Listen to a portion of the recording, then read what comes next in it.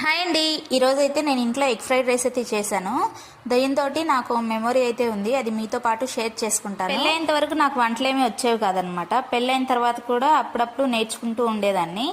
ఒకరోజు egg fried rice అయితే తినాలనిపించిందని మా వారికి చెప్తే బయట నుంచి తీసుకొస్తానని చెప్పారనమాట. కానీ నేనే చేస్తానని చెప్పి పట్టుబట్టి నేను చేశాను. బాగానే చేశాను, కానీ అది తిన్న తర్వాత నుంచి నాకు ఒకటే వామిటింగ్స్, మోషన్స్ అనమాట. ఏమైందో అర్థం కాలేదు. ఇంకా అదే దెబ్బతో హాస్పిటల్కి అయితే వెళ్ళిపోయాము. అక్కడికి వెళ్ళిన తర్వాత డాక్టర్ అన్ని టెస్టులు చేసిన తర్వాత మీరు ప్రెగ్నెంట్ అని చెప్పారనమాట.